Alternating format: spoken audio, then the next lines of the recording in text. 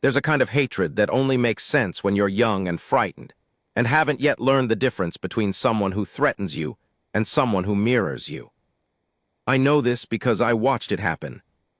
I was there the morning Caleb Rourke threw a bucket of cold creek water on a sleeping Apache warrior named Tadachiania, son of the Blackwater clan, and called it an accident with a grin that said otherwise.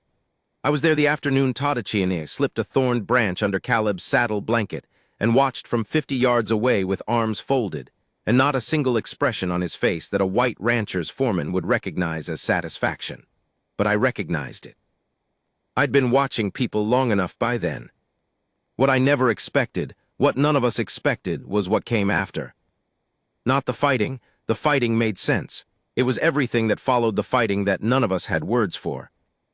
I keep a personal log. Have since I was 19, when my father told me that a man who doesn't write down what he witnesses will one day convince himself he imagined it. I filled 43 of these little leather books. I've written about droughts and hangings and a woman in Tucson who walked into a burning building to save a coyote pup and walked back out like it was nothing. I've written about things I cannot explain and things I understood too late. This is the story I've struggled most to write. Not because it's violent, it isn't mostly. Because it's true. And the truest things are always the ones that resist the shape of words the longest. My name is Fletcher Ames. I was the foreman at the Hargrove cattle operation on the eastern slope of the Dragoon Mountains in the summer of 1884. And what I'm about to tell you happened over 11 months that changed every assumption I'd brought with me from Missouri about what men were, what enemies were, and what love, slow, reluctant, ferocious love, actually looks like when it chooses two people who would have chosen anyone else in the world first. Read this carefully. The first time Caleb Rourke and Tadachiania occupied the same 10 feet of earth without one of them trying to leave it, I thought I was watching the prelude to a murder. It was the 3rd week of June. The morning had that particular quality Arizona mornings sometimes carry in the summer, still and crystalline and slightly dangerous, the way a held breath is dangerous. The sun hadn't cleared the eastern ridge yet, and the light was coming in sideways, turning the scrub sage silver and making the creek look like hammered tin. I was at the fence line by the north pasture, checking a post that a steer had hit the previous afternoon, and I had a clear sightline to the long, flat rock beside the water trough that we called the breakfast stone, because the men sometimes ate there in the cool of early morning before the heat settled in. Caleb was already there when I arrived at the fence. He was sitting with his knees up, eating something wrapped in cloth, hat pushed back on his head in that way he had that made him look younger than 26. He was a lean, angular man, not tall, but all wire and tendon, with a jaw that looked like it had opinions about everything. His eyes were pale gray, the kind of gray that could look either kind or cold depending on the light, and that morning they were cold because they'd already found what I was now finding. Tadachiania, walking up from the direction of the dry wash to the east, leading a horse that wasn't one of ours. I need to explain what Tadachiania was doing on Hargrove land, because it wasn't what a nervous rancher in 1884 would have assumed. 6 weeks prior, the Hargrove operation had struck an arrangement with a small band of Chiricahua who had been pushed off a significant piece of their traditional range by a combination of military pressure and a particularly determined land speculator out of Tucson named Aldous Prentice. The arrangement was Hargrove's idea, or rather, it was the idea of Thomas Hargrove's wife, Cecilia, who was from Boston and had approximately no patience for the territorial mythology of inevitable conquest that everyone around her treated as weather. The terms were simple. The band could use the eastern water access and the canyon grasslands during summer movement in exchange for 3 men who would assist with cattle work during the brutal August drive. It was unusual. It was, as the neighboring Cooley operation described it, goddamn lunatic. But the Hargroves had good water and Cecilia had an iron will, and the arrangement held. Tadachiania was one of the 3 men. He had arrived a week earlier with the stillness of someone who had decided in advance that nothing on this ranch would surprise him. He was perhaps 30, though Apache men of that generation wore age in ways that made counting unreliable. He was not exceptionally tall, but he was built through the shoulders and chest in a way that communicated density, the kind of physical presence that has nothing to do with threat and everything to do with weight. He had a scar along his left forearm that he never explained. He wore his hair bound back, and he had a habit of standing slightly sideways when he was listening to you, which I initially read as evasiveness and later understood was just the way he organized the world, keeping peripheral vision available, gathering more information than the conversation offered on its surface. He did not smile easily. This was the quality that most unsettled Caleb Rourke. Caleb smiled constantly. It was his primary social instrument. In his world, a smile was a form of control. It signaled ease, it preempted aggression, it established who was comfortable and who wasn't, and if the other person didn't return it, it became a form of dominance in reverse. Tadachine never returned Caleb's smiles. He received them like a man receiving weather, noted, not particularly significant. This drove Caleb to a place in himself that he didn't know how to name. So he named it hatred. It was easier. By the time I looked up from the fence post that morning, Caleb had shifted on the breakfast stone so that his body was angled away from the water trough, a dismissal deliberately visible. Tadachine tied his horse's lead to a fence slat and went to the trough without acknowledging Caleb, which was its own communication, deliberate or not. I stood still at the fence. I have a habit in situations like this. I go very quiet and I start writing in my head, building sentences around what I'm seeing the way other men reach for a weapon or a drink. My father said it was an affliction. He wasn't entirely wrong. "That's not a Hargrove horse," Caleb said. He said it at the middle distance, to no one in particular, in the way men announce things when they want a response and don't want to seem like they want one. Tadachine didn't look at him. He cupped water in his hand and let it run over the back of the horse's neck, watching the animal's reaction. "I'm talking about the horse," Caleb said. "I know what you are talking about." Tadachine's English was careful in a way that was very different from imperfect. He chose his words the way a man who has learned a second language for strategic reasons chooses them, with precision and without decoration. "It is not a Hargrove horse. It is my horse. Horses brought onto this property are supposed to be logged with me," Caleb said. "I'm the one responsible for this pasture." "Then you should build a better fence," Tadachine said. "2 of your cattle got through the eastern section 3 days ago. I drove them back." A silence. Caleb's jaw worked. "Nobody asked you to do that." "No," Tadachine agreed, still not looking at him. "Nobody asked me." I exhaled very quietly at the fence post. I went back to tightening the wire. What I did not write in my log that night, what I couldn't yet, was this. Both of them were lonely. Profoundly, privately, bristlingly lonely in ways that their hostility was doing a perfect job of disguising, even from themselves. Caleb had come to the Hargrove Ranch 8 months prior from a collapsed family operation in New Mexico. A drought and a bad loan had taken the land, and his father had taken the loss badly in the way certain men take losses, which is to say he'd aimed it at the people nearest to him. Caleb didn't talk about this. He talked about horses, fence work, water rights, and the general unreliability of people who weren't him. He had one friend on the ranch, a young hand named Dobie who had left 2 weeks before Tadachine arrived. And since then Caleb had been occupying the space friendship leaves behind by converting it to industry. He worked harder and longer than anyone needed to, and he was good at it, and nobody remarked on what the goodness was covering. Tadachine had lost his wife the previous winter. Her name, the name I eventually learned, much later, from one of the other Apache men in a rare unguarded moment, was Naylin. She had died from the particular fever that moved through the band in January, which had come on a cold that had come on a displacement that had come on a government decision made by men in a building in Washington who could not have located the Dragoon Mountains on a map. He had a daughter.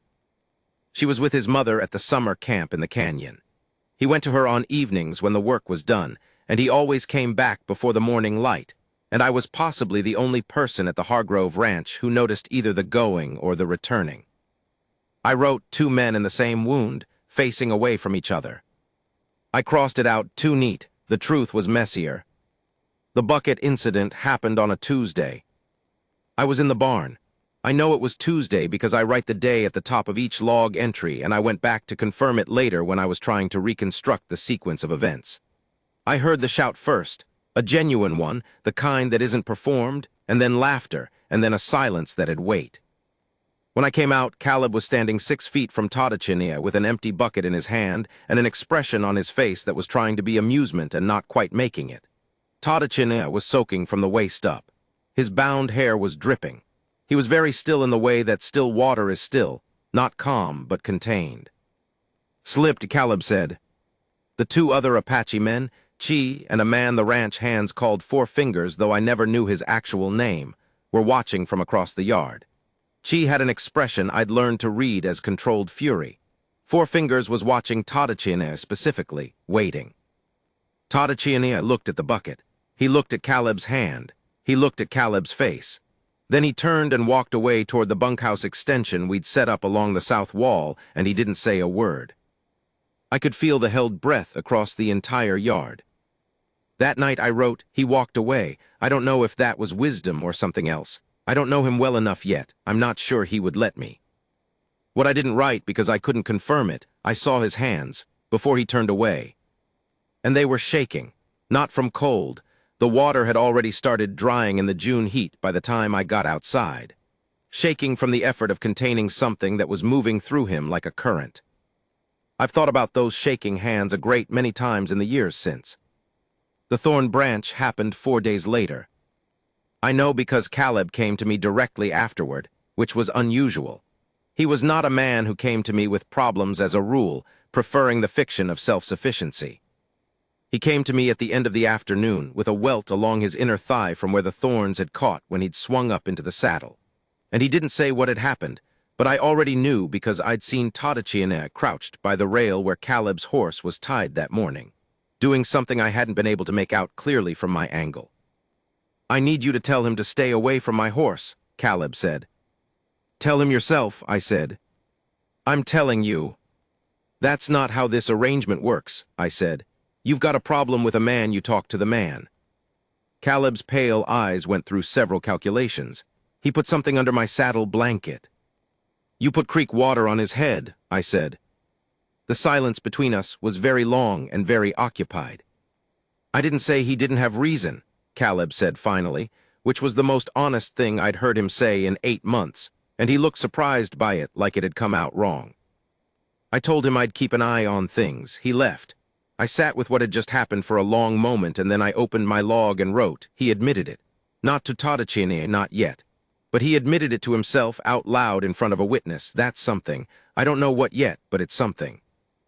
What changed things, the first time, the first real thing, happened not between the two of them, but because of a cow. Specifically, a heifer who had gotten herself into the creek gully 2 miles east of the main pasture during a flash storm, and was in water up to her chest by the time anyone found her.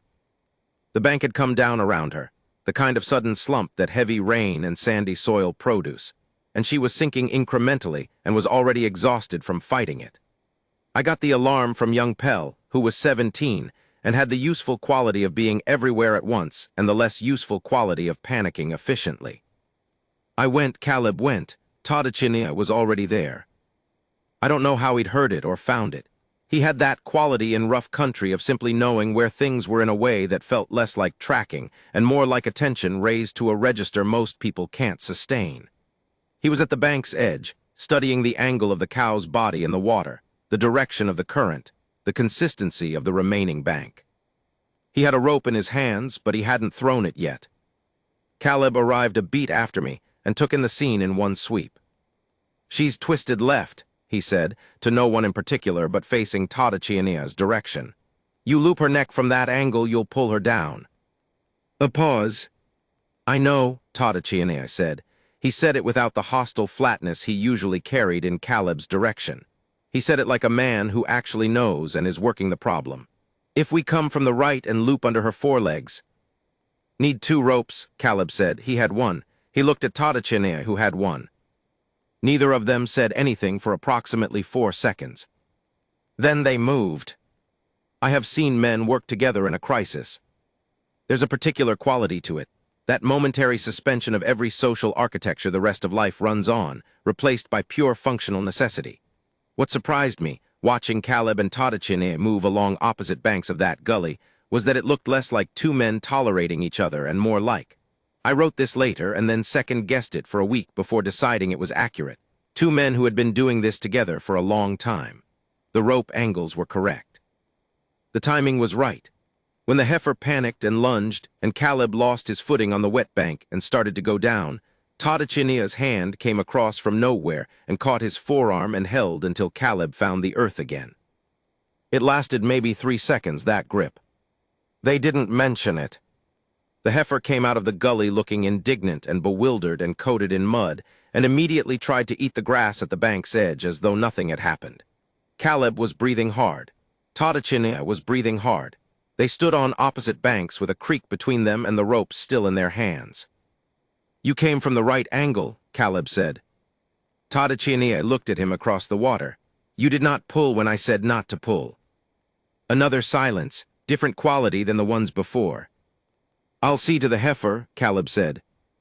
"Good," said Tadachinia, and he turned and began coiling his rope and walking back east, and that was the end of it. That night I wrote until my hand ached. I wrote. The grip lasted 3 seconds. 3 seconds in which everything that had been accumulating, every hostile performance, every cold dismissal, every thorn branch and bucket of water, was temporarily set aside in favor of something more primary. I don't know what to call it. I don't think I need to call it anything yet, but I wrote it down. I wrote it down because my father told me to write down everything I witness, and I will not fail this one. I will not fail this one. That night there was a meal. Not a communal one. The Apache men ate separately from the ranch hands by mutual preference and the practical reality that some of the hands were less than enlightened about the arrangement.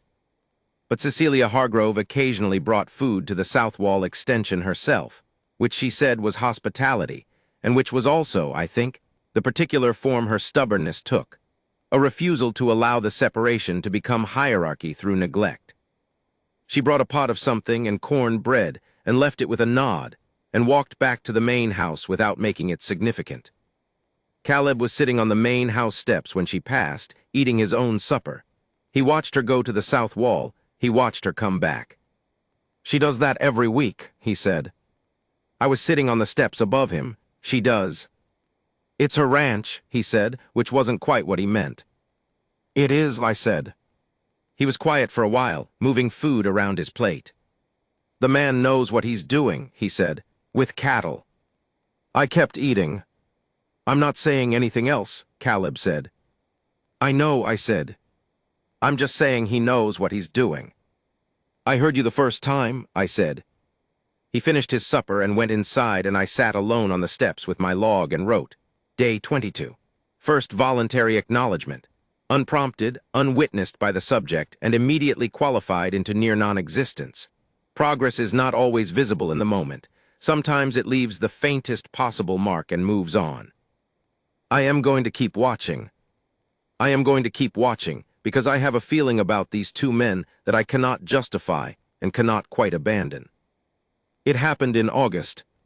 By August in Arizona territory, the world has a quality of relentlessness that I've never found words adequate to describe.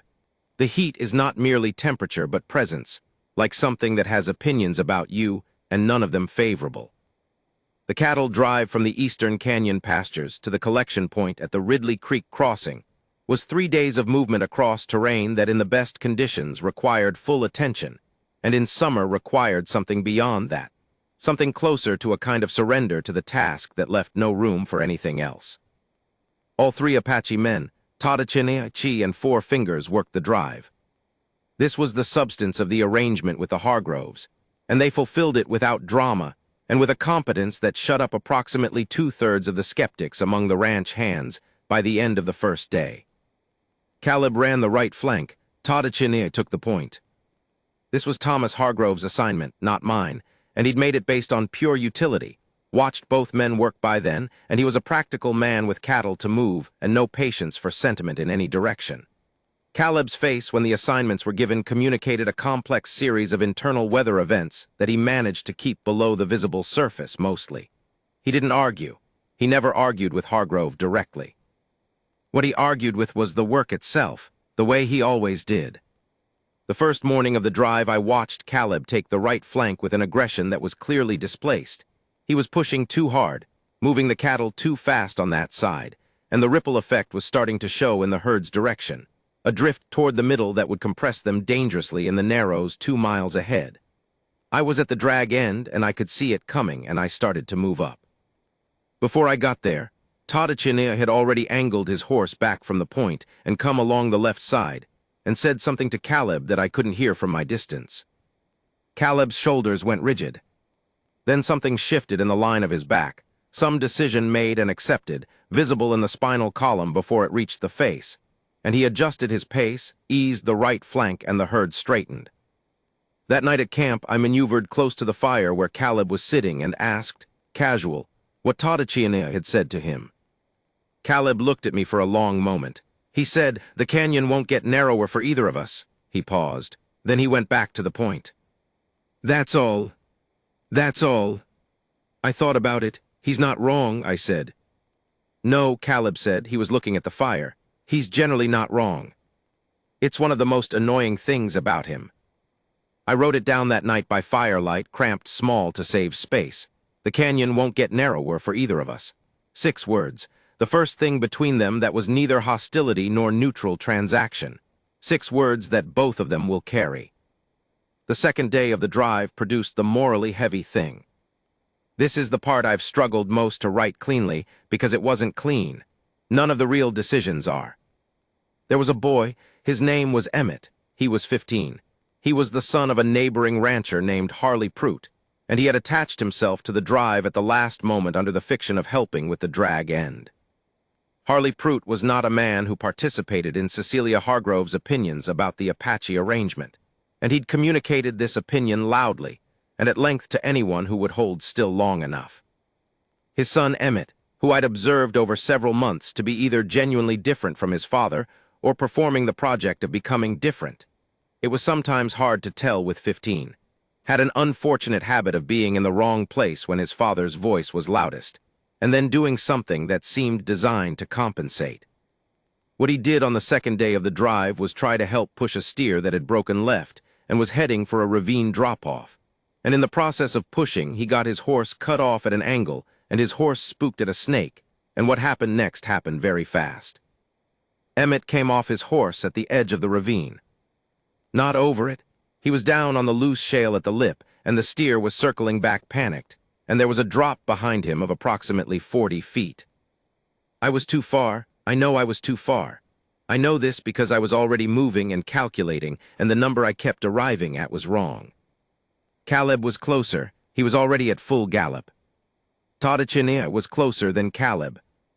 What I saw from my inadequate distance, from my position that kept giving me the wrong number, was this. Tadachina reached the edge of the ravine first and came off his horse in a single movement that was less like dismounting and more like pouring himself onto the ground, and he got his arm across Emmett's chest, and his own weight dug into the shale as the steer's back legs swung through the space where Emmett's head had been. And it wasn't graceful. It wasn't a story-shaped rescue. It was just 2 bodies on loose rock at the edge of a drop, and the math working out by the thinnest possible margin. Caleb arrived 2 seconds later and got the steer turned. Emmett sat on the shale for a while, shaking, with Tadachina's arm still across him even though the danger had passed. Tadachina didn't move it. He waited until Emmett's breathing had settled, and then he stood and helped the boy to his feet and said something to him quietly, facing him directly, that I couldn't hear. Later I asked Emmett what had been said. Emmett was quiet for a moment. He was still pale. He said, "Falling is not the same as failing. Stand up the same way you fell, fast and all at once." Emmett looked at his hands. Then he walked away. I found Tadachina that evening, and I told him what I'd seen. He was tending his horse. He didn't look at me. "The boy was frightened," he said. "He was. Frightened people need to do something with the fright," Tadachina said. He ran his hand along the horse's flank. "Otherwise it stays and becomes something else." I asked him what it becomes. He looked at me then for one clean, direct moment. "What I had when I came here," he said. I didn't know yet what that meant precisely, but I wrote it down. The morally heavy part was what happened that night at camp. Harley Pruitt had ridden out to collect his son.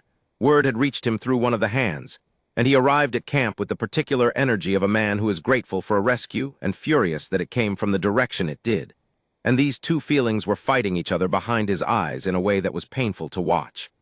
He got Emmett up on his horse, and then he turned to the camp in general and said, not to anyone specifically, "Boys coming home." Nobody said anything. Then Prout looked at Tadachiene, who was across the fire, and something crossed his face that was fighting to be gratitude and losing to everything he'd been his whole life, and what came out was, "Well," just that one word. "Well." And he turned his horse and left. Tadachiene watched him go.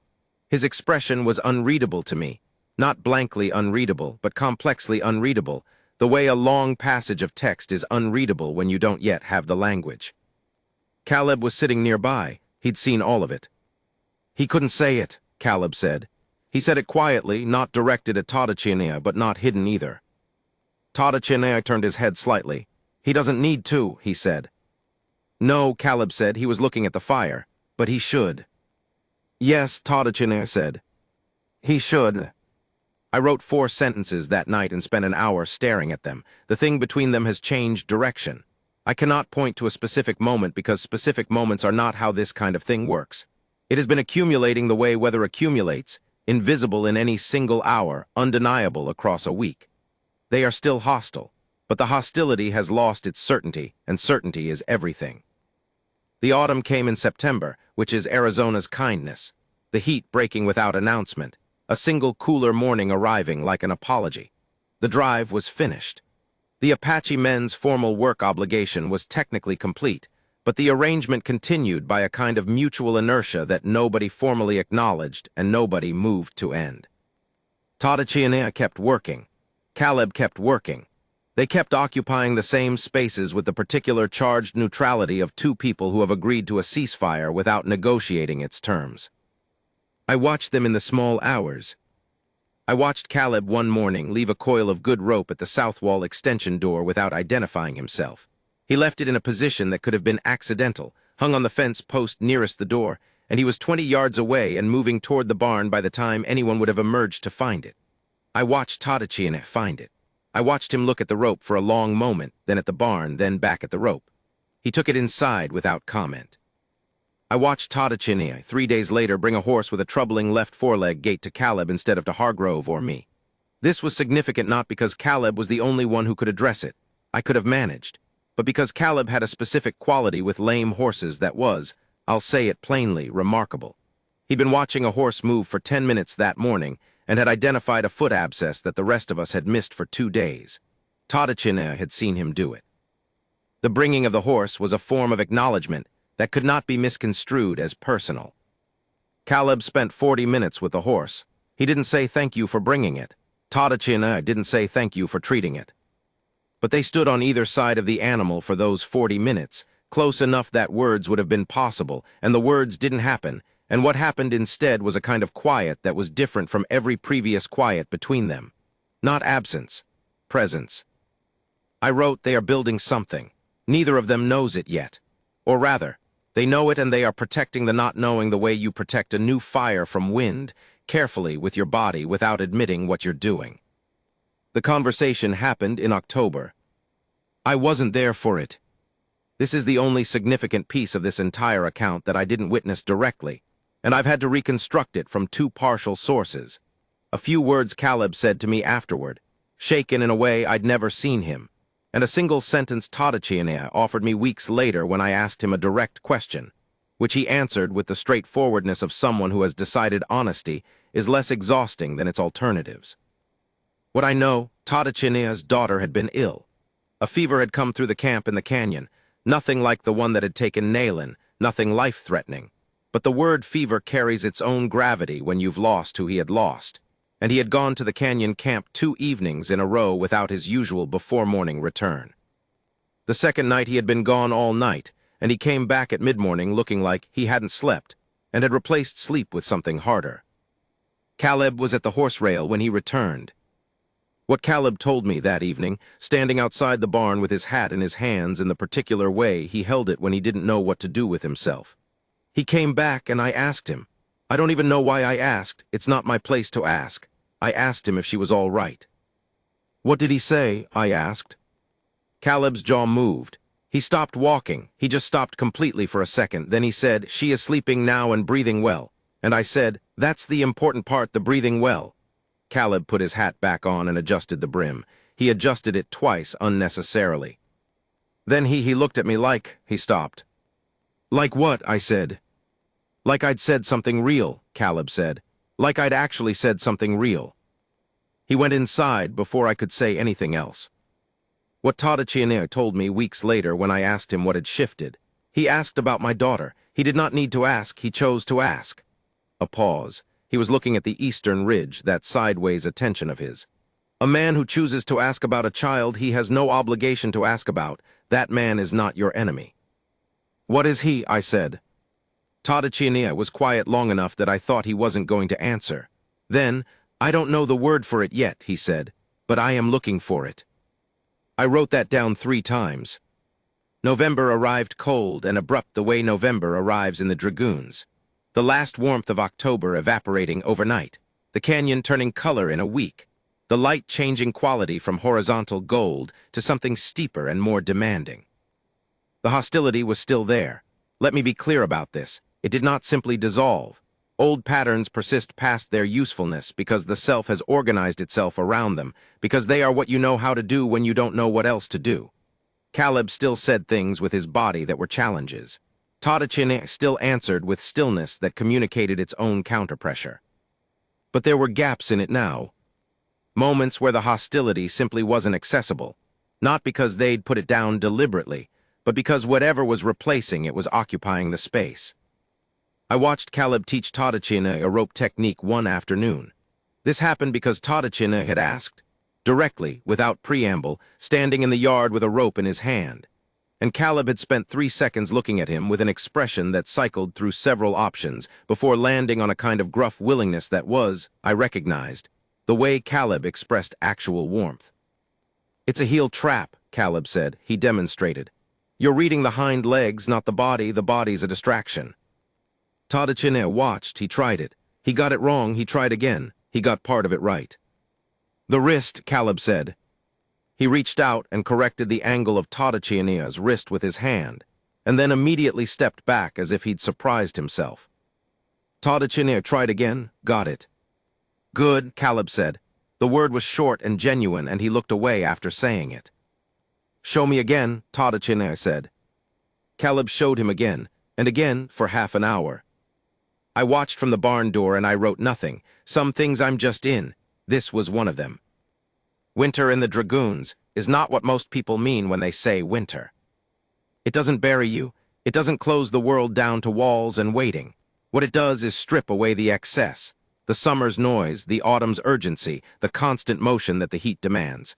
What's left is very quiet and very clear and very honest. You find out what things actually are when you take away the conditions that were making them seem like other things. This is what I mean when I say that winter changed them. Not that winter did something to them. That winter removed everything else and left them with what had been accumulating since June. The formal Apache arrangement ended with the calendar.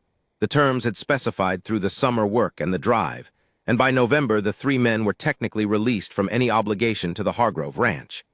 Chi and 4 Fingers returned to the canyon camp permanently in late October.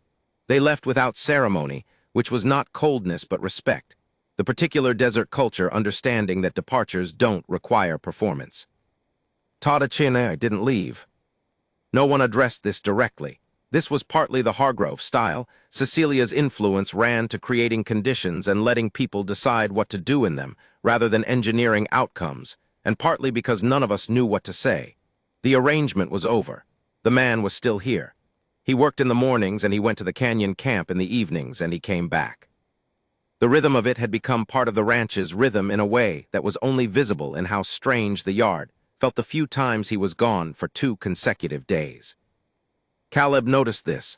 I know because he mentioned it, oblique as ever, from the steps one evening when Tadachine had been in the canyon camp for 36 hours. Quiet today. Is it? I said. He gave me a look that said he knew exactly what I was doing. I'm just making an observation about the weather, he said. The weather, I said, has been fine. He didn't respond to this. He sat with his coffee and looked at the dark toward the eastern ridge for a while. Then, his daughter's name is Ayana. I looked at him. He told you. Yesterday morning, Caleb said. Before he left, I asked how she was after the fever and he said she was better and then he said. Caleb's voice changed slightly, became careful the way voices become careful around something that matters. He said, Her name is Yana. I thought you should know since you asked about her. I didn't write anything for a moment, just sat. He thought I should know, Caleb repeated more quietly. That's a form of trust, I said. Caleb nodded once, a small nod barely visible. I know what it is, he said. December was cold enough to matter. The work during winter was a different rhythm. Fence maintenance, checking water lines, the constant calculus of feed and pasture rotation that keeps a cattle operation alive through the lean months. It was work that lent itself to long hours in close quarters, which is its own social pressure. You find out what you can tolerate about a person in conditions like that, what their silences mean, how they move when they're tired, what they reach for when they don't know they're reaching. I learned that Caleb, when he was exhausted, lost most of his social armor and became something younger and more transparent. He made bad jokes. He asked questions instead of making statements. He stopped managing his face. I learned that Tadachianea, in the same conditions, became more still and more available simultaneously, as though the part of him that stayed vigilant in undemanding conditions relaxed when the demand was high enough to justify his full attention.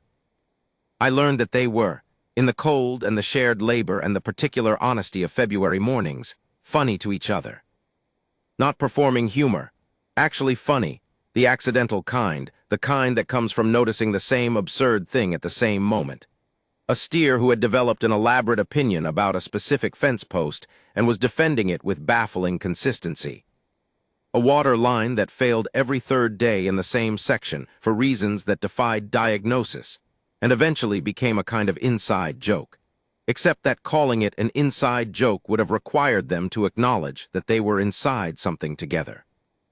I watched Caleb say something under his breath about the water line one morning, and Tadachianea, who was 3 feet away and technically shouldn't have heard it, make a sound that was, I'm going to commit to this, a suppressed laugh, short, controlled, but genuine. Caleb looked at him with an expression I can only describe as startled delight because he hadn't expected to generate that response and wasn't sure what to do with it. What? Caleb said. Nothing, Tadachianea said. You laughed.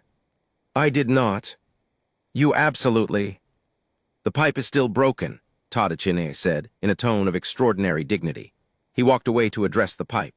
Caleb watched him walk away with an expression I'd never seen on his face before and would later spend a considerable amount of time trying to classify.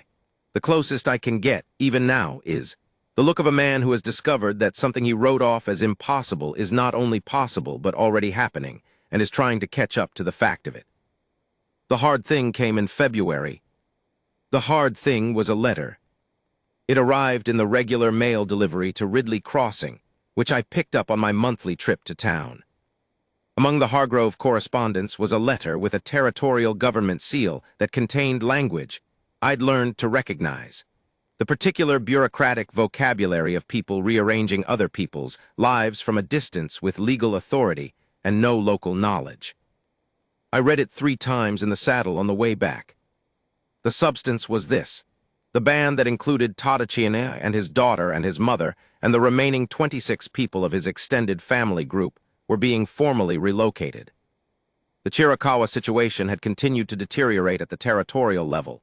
Geronimo's campaigns had produced a political climate in which every Apache band became administration liability regardless of individual history or current peaceful arrangement, and the specific canyon camp they'd been using had been designated for reassignment to a land grant. The relocation order gave them until April's end. The destination was San Carlos. I rode back to the ranch, and I sat in my room for a while. Then I went and told Thomas Hargrove. Then I did the thing I'd been debating for the entire 2 hours of the return ride. I went and found Tadachianea. He was at the South Wall extension, working on a section of leather harness. He looked up when I appeared in the doorway. He read something in my face. He was better than most at reading faces, that diagnostic sideways attention deployed inward now, and he set down the harness. Tell me, he said. I told him. He listened without interrupting. He sat very still while I talked, not frozen, but the stillness of a man who has organized himself around the absorption of difficult information, who has had practice with this. When I finished, he was quiet for a long time. San Carlos, he said. Yes, by April's end. That's what the order says. He looked at the harness in his hands. He picked it up again and then set it back down. Iana knows the canyon. She knows every part of that canyon. She has names for the rocks. He said it without theatrical emphasis, which made it worse. Just a fact. Just the specific grief of a very concrete thing. She has names for the rocks. I didn't have anything to give him in response to that. I sat with him for a while in the silence. Caleb found out that evening. I don't know who told him. It may have been Hargrove. It may have been the ambient current of ranch information that means nothing stays contained for long. He came to my room after supper and stood in the doorway with his hat off and his hands on either side of the frame. "Is it true?" he said. "Yes," I said. He stood there for a moment. "There's nothing," he stopped. "The Hargroves are going to write to the territorial office," I said. "Cecilia is drafting something. Thomas is writing to the congressman." "Right," Caleb said. His voice was flat in a way that told me he understood the probable outcome of letters to congressmen about Apache relocation in 1885. "Right." He left. I heard him go to the yard, and then I heard nothing for a while, and then I heard the sound of a fence post being driven in, which was not a task that needed doing at 9 o'clock on a February evening, which meant Caleb was doing what he always did with unbearable feeling. I wrote, "I am watching a man who grew up being taught to see Tadachiene as an enemy discover that the enemy's loss is indistinguishable from his own. He is not prepared for this. He has no architecture for it. He is building one in real time, by feel in the dark, with a fence post driver. I am watching him become someone else. Or rather, I am watching him become the person he already was, underneath everything that had been laid over it. What happened next is the part I have rewritten most. Not because I can't remember it, I can. My log from those days is the most detailed of any period in 43 books, but it resists the shape I try to put it in. It keeps coming out larger than the sentences. Caleb went to Tadachiene that night. I know this because I saw the lamp from the south wall extension through my window at 11, which was later than either man usually stayed up. And I know what I think passed between them not because either of them told me directly. They didn't, in any complete way, but because I have both their versions, partial and reluctant, and I have 40 years of watching people and the training my father gave me in the discipline of writing it all down. What I believe, Caleb went and sat with him. I believe they talked for a long time, not the way men who are still acquaintances talk, but the way men who have reached the point on the other side of acquaintance talk, where the things that were too large before have somehow become the only things worth saying. What Caleb told me a week later, I told him about New Mexico, about the land going. About my father. He said this looking at the eastern ridge, in the direction of the canyon, where the morning light was making the rocks go copper. I've never told anybody about my father. Why him? I asked. Caleb turned it over. Because he wouldn't make it into something I hadn't made it into, he said. He'd just let it be what it is. What Tadachiene told me in his later, quieter way. He came and sat with me. He did not come to fix anything. He knew it couldn't be fixed. He came to sit. A pause. My mother used to say, when you cannot change the weather, you sit with someone under it. He came to sit under it with me. I wrote nothing for 2 days. Then I wrote everything. March was the hardest month and the most important month. The letters to the territorial office produced the expected result, which is to say they produced no discernible change in the relocation order. Cecilia Hargrove was furious in the specific, controlled way she was furious about things she couldn't prevent. She stopped speaking to Hargrove for 3 days, which wasn't his fault but was available to her, and then she addressed the situation practically, which was also her way. Tadachiene began preparing. The preparation involved several days in the canyon camp that Caleb did not argue with or remark on, which was itself a kind of statement. The work on the ranch continued around the absence in the way that water moves around stone, not ignoring the obstacle, just reorganizing itself. When Tadachiene returned from 3 days in the canyon, Caleb was at the horse rail. He looked at him with an expression that had given up trying to be something other than what it was. "How's Ayana?" he said. "She is angry," Tadachiene said. "She says she will not go." "Smart girl," Caleb said. A silence. "Yes," Tadachiene said. "She is." And there was in the way he said it something that I recognized from my own father's voice when he said my name when I'd done something that surprised him, a helpless particular love, moving right through the difficulty of everything else. Caleb looked away, his jaw moved once. "I have to fix the line fence," he said. "I know," Tadachinier said. Caleb went, Tadachinier watched him go. And the look on his face in that moment, I was at the barn door, I had a clear angle, is the image I keep returning to when I try to explain what happened to the hatred that started this story. Because it wasn't the look of a man tolerating another man or regarding him neutrally or even liking him. It was the look of a man in the presence of someone who has become necessary to him, which is a different thing entirely, and a thing for which I am not sure the language of 1885 had adequate words. April came. The last week of April arrived with a quality of finality that the spring light seemed to confirm, clear and unambiguous, every edge sharp. The canyon camp was packing. Tadachinier was dividing his time in a way that was visibly costing him, the way any divided attention costs when both halves are essential. On the evening of April 24th, Caleb did something that I did not predict, which is the kind of thing that makes me trust that life is still instructing me. He went to the Hargroves.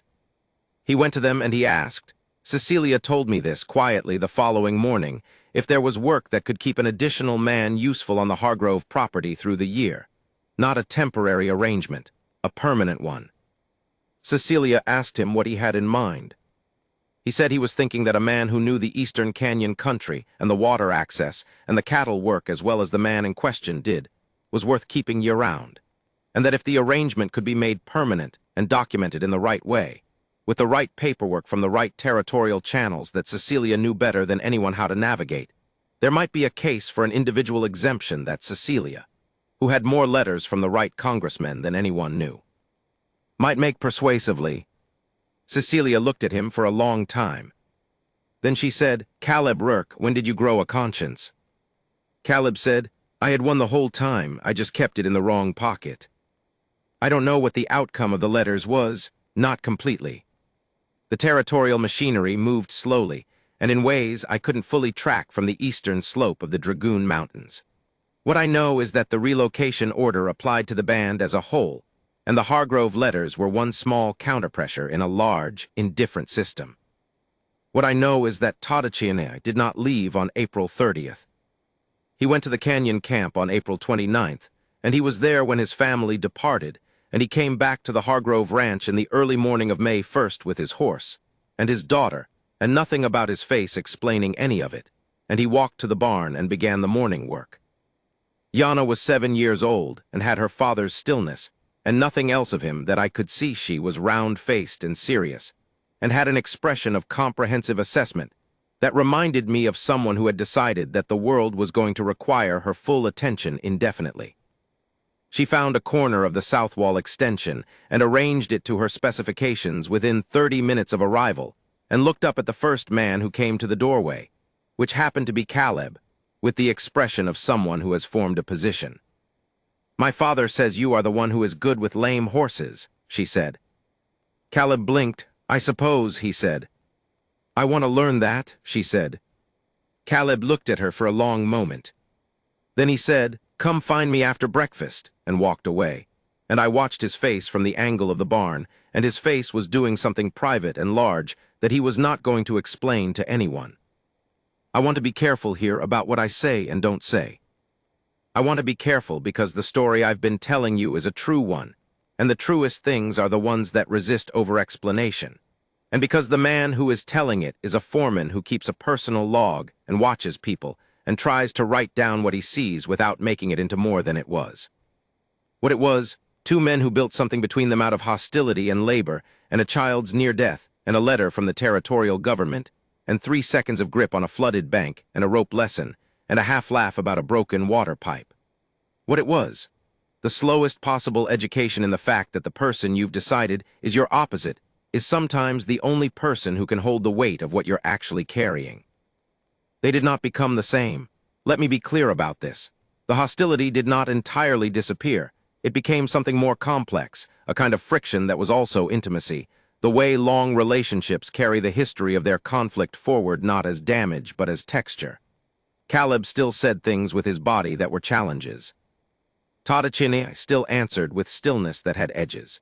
But these were now the performances of men who know each other well enough to know what they're performing and why, which is an entirely different thing from strangers at a water trough in June. In my log from May of 1885, I wrote, "The hatred was never about the man. It was about the mirror. Each of them looked at the other and saw the things in themselves they hadn't yet made peace with, the displacement, the loss, the need to be the hardest object in the room because the room kept delivering hard things. The hatred was the most efficient defense available. It was also, it turned out, temporary. Not all temporary things are lesser things. Some temporary things are what you're made of, while the real thing is still being built." Epilogue, Fletcher Ames, Personal Log, September 1885. I am writing this at the breakfast stone. It's the same flat rock by the water trough where I first watched Caleb arrange his body as a dismissal and Totochiani receive it like weather. The creek sounds the same. The morning has the crystalline quality that Arizona mornings carry, though we're in September now, and there's a suggestion of coming change in the light. Iana is in the north pasture with Caleb. She has been learning the horses every morning for 4 months, and she has, as of last week, a specific theory about the temperament of a particular roan that Caleb disagreed with, and then, 3 days later, quietly confirmed was correct. He told her she was right. I watched him tell her she was right. She received it with the expression of someone who already knew. Totochiani is working the east fence line. He has been at the Hargrove Ranch for 15 months now, and he knows it the way you know the country you've decided is yours, not with the aggressive possession of ownership, but with the intimate attention of belonging. He told me last week that there is a section of the creek in the East Canyon where the light comes a particular way in September that Ayana should see before she forgets the canyon. He said it like that, before she forgets, not angrily but factually, with the particular grief of someone who has learned to hold loss without collapsing under it. I wrote it down. I have 43 personal logs. This story is in 3 of them, more space than I've given anything in 30 years of keeping these books. My father would have said I was too close to it. He might have been right. But here is what I know from this vantage point on the breakfast stone. With the morning coming in sideways, and the creek running and Caleb Rourke's voice carrying across the north pasture, to where a 7-year-old girl is learning the name of every horse she has decided is hers. The greatest loves, the ones that rearrange you, the ones you carry in the marrow, do not always begin with recognition.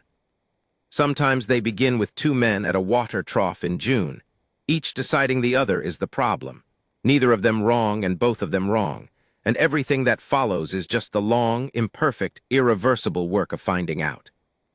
I am going to stop writing now. I am going to put this log away and go to work.